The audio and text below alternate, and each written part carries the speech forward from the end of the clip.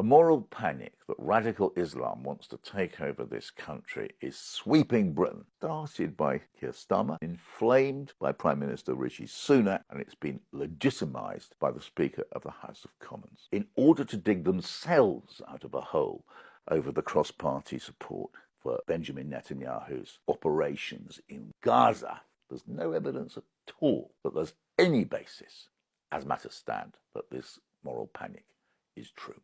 What the protesters are doing over Palestine and Gaza is part of the rich British democratic heritage. The real attack on democracy here does not come from pro-Palestinian protesters. It comes from the Tory right and Starmer's Labour Party, who are trying to smear genuine protesters acting within the British tradition as extremists, and worse than that, violent extremists. So Keir Starmer is going to be Prime Minister almost certainly. He has pilloried and smeared an entire British community. He has allowed an inflammatory account of events which, to be honest, puts at risk the lives of ordinary Muslims who'll be accused of being part of this radical Islamist plot to sabotage the British Parliament. As for Sir Lindsay Hoyle, the Speaker, his statement was reckless, irresponsible. He was under fire personally for having given in to pressure from the Labour leader. How did he get out of it? Blame the Muslims. I never, ever want to go through a situation where I pick up a phone to find a friend of whatever side has been murdered by terrorists. He is conflating peaceful democratic protest over Gaza with terrorist murder. This is very nasty politics. Just look at the headlines and the commentary in the newspapers. A highly political, highly violent ideology called Islamism is sweeping our nation. Still on this subject, Suella Braverman has weighed in her inimitable style and said Islamists are in charge of Britain now. The Mother of Parliaments appears weakened and diminished as a result. We have allowed our streets to be dominated by Islamist extremists. This is very dark stuff.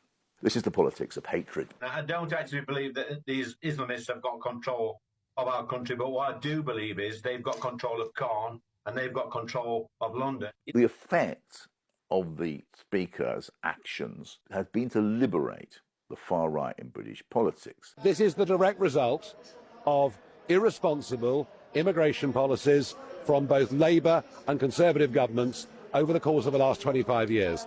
The encouragement of multiculturalism. It's being portrayed as violent Islamists threatening British politics. It's actually mainstream British politicians pointing the finger at Muslims. There's going to be a by-election in the next few weeks, and it could be a radical Islamic party win in that by-election. So that is a possibility. You're saying an Islamic radical party.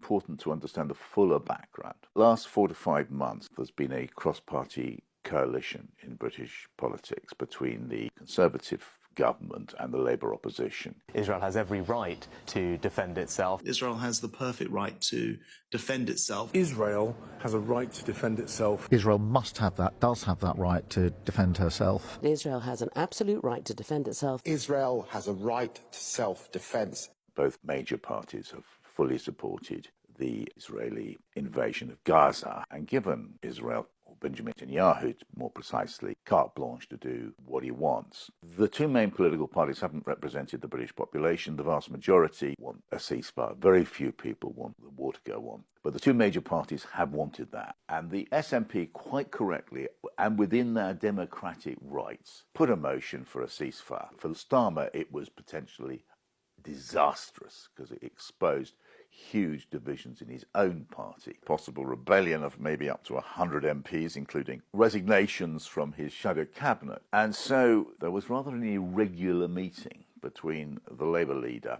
and the leader of the House of Commons, in which Starmer said, look, we want to have a Labour motion. This was against precedent. The chief clerk in the House of Commons advised Starmer that he should not permit it, advised the Speaker it should not go ahead, but the Speaker accepted this personal plea from the Labour leader, and once that had happened, Starmer's political problem was solved. And Nick Watts on Newsnight, very interestingly, was revealing that Starmer had actually threatened the Speaker of the House of Commons. He'd said to the Speaker, look, if you don't accept my motion, I'm afraid that you can't rely on my support when I become Prime Minister later this year. Very, very inflammatory revelation, because it suggested that Starmer was wielding muscle in order to breach parliamentary procedure. I've made a judgment on a precedent that's been done before. I have viewed it as that is my ruling, and I'm going to stand by the ruling. This then led to fury in the Commons. So can you please advise me, where on earth is the Speaker of the House of Commons? So here we have the Speaker of the House of Commons under real pressure. Petition was put down among MPs to get rid of the Speaker. Job is under threat. And what does he do? He goes in front of MPs and says he made his decision because he was concerned for the safety of MPs. I apologise to the SNP and I apologise to the House. I made a mistake. Set in motion what the sociologist Stanley Cohen calls a moral panic. There was an immediate explosion of Islamophobic comment that these deranged Islamists were threatening parliamentary democracy. This was unacceptable. They were on our streets. One headline after another denounced these violent Islamists who were poisoning British democracy. So within a fraction of a second almost, the whole narrative has changed from how the Labour Party browbeat a weak speaker into stopping a proper debate on a ceasefire in Gaza, and it became how violent Islamists had intimidated Parliament. And that has become the story. It was very expertly done in a way. And these claims by the Speaker, which were based on claims made to him by Starmer, were accepted without inspection. There's no evidence that has been produced. No evidence at all. Nobody's asking for evidence about this. Very illustrative of what may have actually happened was a claim made by Scottish MSP Paul Sweeney about events in his Glasgow office. He said his office had been stormed by Gaza protesters and that his staff had been terrified. Glasgow police gave a very different story. They just said they were peaceful protesters, and all the evidence supports that account of event. You've seen evidence of Israeli atrocities, and naturally people feel very angry and upset that Britain is supporting the war, not just the British Prime Minister but the Labour leader, and we're supplying arms, and it is seen as a national obscenity. People are going to get angry, and not just Muslims, by the way. And so you have had demonstrations outside constituency offices, placards, chanting, I'm sure, but I think it's very important not to muddle up legitimate anger, which is part of being in a democracy, and physical threats, which of course are something else altogether. MPs absolutely need protection from terrorists, but they do not need protection from the British public when they protest in favour of a cause they strongly believe in.